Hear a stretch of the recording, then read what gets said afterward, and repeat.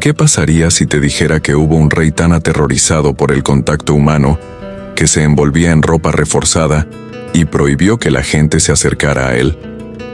No porque fuera un germofóbico ni tuviera alguna condición rara en la piel, sino porque realmente creía que su cuerpo estaba hecho de vidrio y se rompería en 1000 pedazos si alguien lo tocaba. ¿Quién era este rey? Te lo contaré, pero lo que descubrirás cambiará para siempre lo que sabes sobre la monarquía medieval. Este rey no solo arrastró a su reino hacia la ruina por sus delirios, sino que el caos que generó perduró durante generaciones. Pero aquí viene la verdadera pregunta: ¿cómo un rey que comenzó siendo amado por su pueblo se convirtió en uno de los monarcas más desconcertantes de la historia? Sigue viendo, porque este viaje te llevará mucho más allá de lo que esperas. Conoce a Carlos VI de Francia, un hombre que pasó de ser Carlos el Amado a ser conocido como Carlos el Loco. Pero, ¿cómo un rey tan prometedor, tan amado por su pueblo, terminó sumido en una locura tan profunda que casi destruye a todo un reino? Carlos VI ascendió al trono en medio de una Francia devastada por la Guerra de los 100 años. Una guerra interminable que destrozaba a la nación. Durante su infancia, Francia se encontraba dividida, con revueltas campesinas, nobles ansiosos por el poder y el antiguo rey ya muerto. Nadie esperaba que un niño de solo 11 años tomara el control en medio de tal caos. Pero lo hizo. Lo más extraño de todo es que Carlos VI tenía todo lo que se esperaba de un rey exitoso: inteligencia, educación y un sentido del deber. Era un joven prometedor, pero, como veremos, esta promesa estaba por ser aplastada por algo mucho más grande que él. Durante sus primeros años de gobierno, Carlos VI demostró habilidades para calmar los conflictos internos, consolidando su poder y ganando el cariño del pueblo. Pero algo oscuro comenzaba a gestarse en su interior, algo que cambiaría no solo su vida, sino también la historia de Francia. En un principio, todo parecía ir bien para el joven rey. Carlos VI tenía una mente clara y un interés genuino por gobernar. Durante los primeros años de su reinado, consiguió resolver varias revueltas internas, apaciguar a los nobles y ofrecer una nueva esperanza a los franceses. En su boda con Isabel de Baviera, unió fuerzas con importantes aliados, y su capacidad para tomar decisiones rápidamente lo convirtió en un líder respetado. Era Carlos el Amado, y la gente creía que tenía el potencial para transformar Francia en un país fuerte nuevamente. Sin embargo, los problemas comenzaron a crecer cuando Carlos VI tuvo que enfrentarse a un enemigo aún más insidioso: sus propios tíos. Los duques de Anjou, Berry, Borgoña y Borbón, quienes habían ejercido una fuerte influencia sobre él desde su infancia, empezaron a aprovecharse de su posición.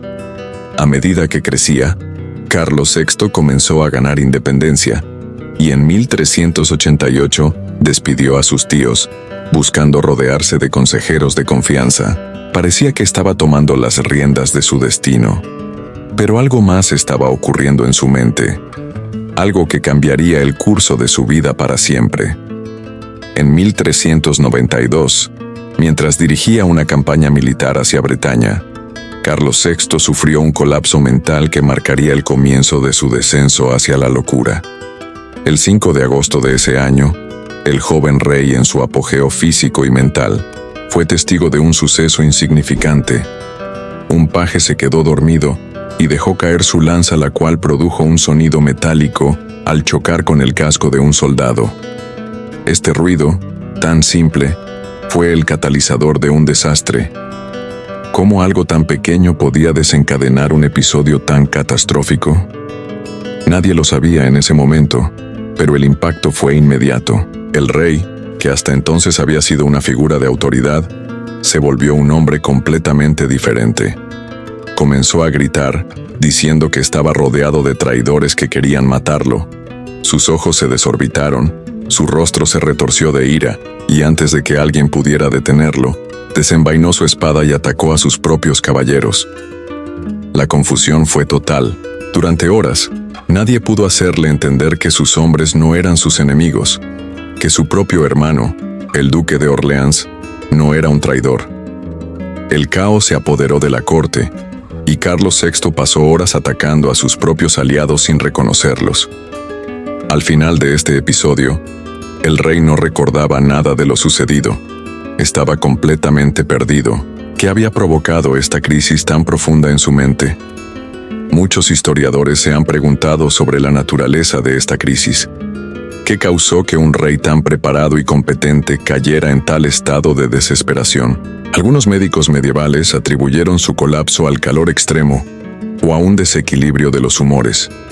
Pero teorías modernas sugieren que Carlos VI sufrió un trastorno mental grave, posiblemente esquizofrenia o trastorno bipolar. Sin embargo, la realidad es que nunca lo sabremos con certeza. Lo que sí sabemos es que este episodio no fue único.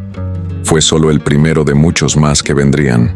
A lo largo de los siguientes 30 años, Carlos VI sufriría episodios cada vez más extraños y violentos, con delirios y paranoias que lo llevaron a convencerse de que su propio cuerpo estaba hecho de vidrio. Imagina vivir en una corte donde el rey, en lugar de tomar decisiones importantes para el reino, pasaba su tiempo temeroso de que el más mínimo contacto físico lo destruyera. Pero lo más desconcertante de todo es que el rey era completamente consciente de lo absurdo de su propia creencia en sus momentos de lucidez. Sin embargo, cuando la locura se apoderaba de él, su delirio se volvía tan real como el propio trono que ocupaba. Pero lo que sigue es aún más aterrador. Carlos VI comenzó a vestir ropa reforzada, creyendo que incluso la más ligera fricción podría hacerle daño. Las sillas de su corte fueron acolchonadas, los pasillos ensanchados, y los sirvientes comenzaron a moverse con extrema lentitud para evitar que el rey sufriera algún accidente. ¿Te imaginas la situación? Francia entera estaba siendo gobernada por un rey que pensaba que su cuerpo era tan frágil como el vidrio. Esta locura no solo impactó su vida personal, sino que comenzó a desestabilizar todo el reino. Durante sus episodios de delirio, Carlos VI no podía tomar decisiones políticas, y fue en este vacío de poder que surgieron los conflictos entre las facciones del reino. La reina Isabel, su esposa, se vio atrapada en medio de estas luchas, y rápidamente adoptó un papel más activo en la política. Sin embargo, Isabel no era la solución a los problemas de Francia. Ella estaba tan ambiciosa como los nobles que querían el poder para sí mismos. Pero lo peor estaba por llegar. En medio de la creciente desestabilización, surgió un personaje que cambiaría todo. Una joven campesina, Juana de Arco, comenzó a ganar poder en la corte y a convocar una rebelión contra los ingleses. Pero lo más sorprendente de todo es que Juana de Arco no solo luchaba contra los invasores, sino también contra la locura que había estado devastando el reino durante décadas.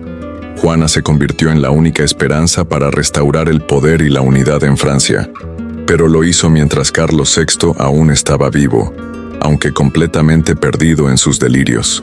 La verdadera ironía de todo esto es que Juana de Arco tuvo que lidiar con la locura del rey para poder lograr lo que muchos pensaban imposible: coronar al futuro rey de Francia, Carlos VII. Pero ¿cómo pudo una joven sin experiencia militar ni poder político lograr esto, mientras Francia se desmoronaba bajo el peso de la locura real? À medida que os anos passavam, a loucura de Carlos VI não se limitava mais apenas aos seus momentos de delírio. Aos poucos, ele começava a perder o controle de tudo o que acontecia ao seu redor. A corte, a política e até mesmo a própria família real estavam sendo devoradas por essa doença invisível mas mortal.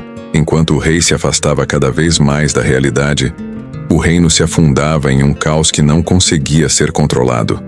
A falta de liderança foi evidente, e quem assumiu o poder no vazio deixado pelo monarca foi a rainha Isabel. Isabel de Baviera, a esposa de Carlos VI, não era apenas uma mulher que estava preocupada com o bem-estar de seu marido. Ela era uma figura poderosa, com suas próprias ambições políticas. De início, sua união com Carlos VI parecia ser uma aliança estratégica, mas a situação do reino e da monarquia logo a colocou em uma posição de grande influência. Isso a tornou uma personagem controversa na história de França, especialmente durante os períodos de delírios de Carlos.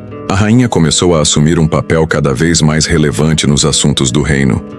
Não por bondade ou vocação, mas por necessidade. O reino precisava de alguém que tomasse as rédeas, já que o rei estava perdido em suas alucinações e paranoias. E foi justamente isso que Isabel fez, assumindo a liderança. Mas sua forma de governar estava longe de ser limpa e justa.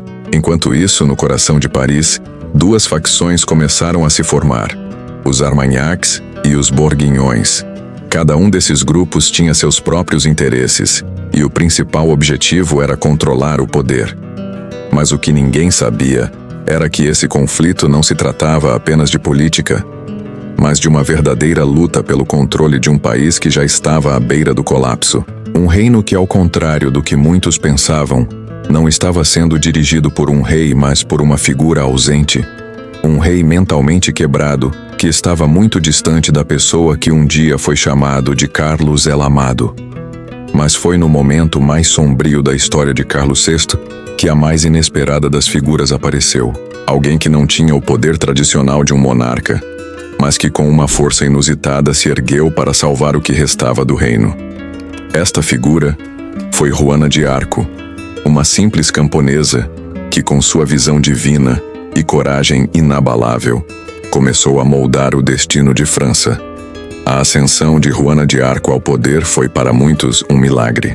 Para os franceses, ela foi a esperança personificada.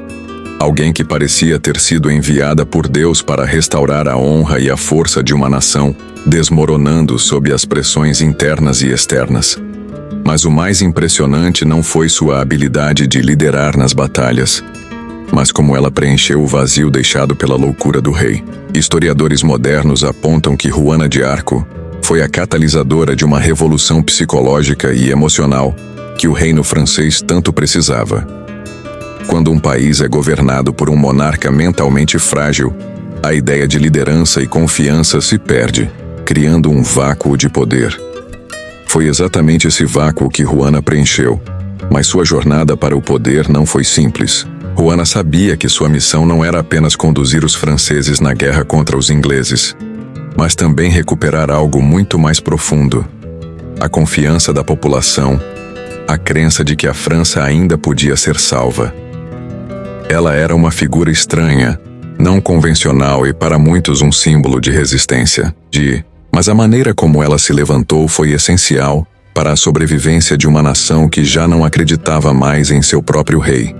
Carlos VI, enquanto isso, se refugiava em sua própria realidade distorcida, cada vez mais distante de sua própria família e do reino que lhe devia lealdade. Suas alucinações e medos cresceram, mas havia momentos em que ele se via lúcido, apenas para cair novamente em um estado de desesperação. Porém, a verdadeira ironia da história de Carlos VI é que, apesar de sua loucura, ele ainda desempenhou um papel crucial na definição do futuro de sua dinastia. Durante um de seus momentos mais lúcidos, Carlos VI fez algo que ninguém esperava. Ele reconheceu oficialmente seu filho, Carlos VII, como seu legítimo herdeiro. Esse momento não foi apenas um gesto simbólico, mas a última tentativa do rei de restaurar alguma ordem ao caos. Porém, esse reconhecimento só ocorreu após décadas de desgoverno e a França já estava marcada irreparavelmente. A questão que muitos se perguntam é: como um homem que uma vez foi visto como um grande líder e símbolo de esperança pode ter se transformado no monarca mais ineficaz da história de seu país?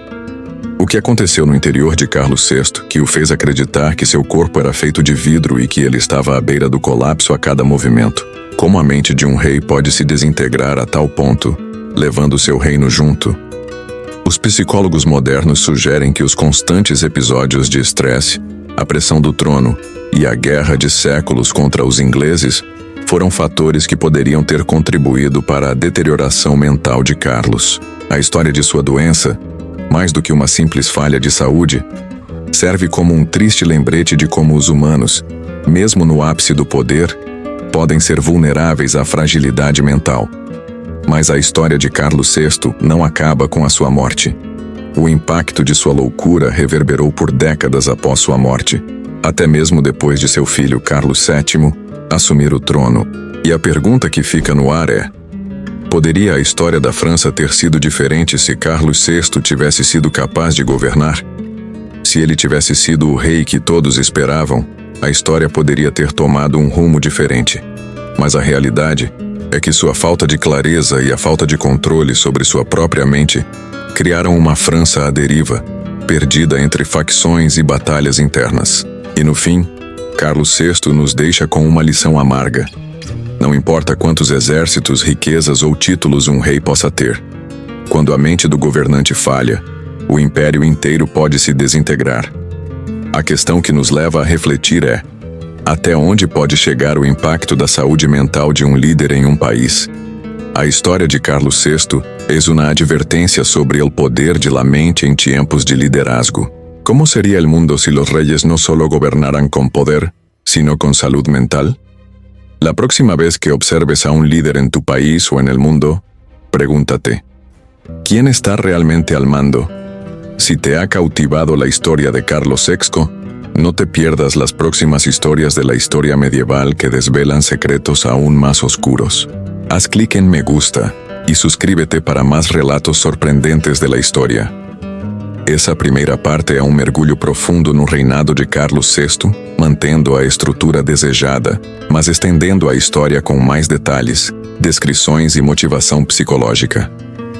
Ao longo do desenvolvimento, mantivemos a continuidade com o enredo de como sua loucura impactou o reino e como isso criou o vácuo de poder que levaria à ascensão de outras figuras como Juana de Arco,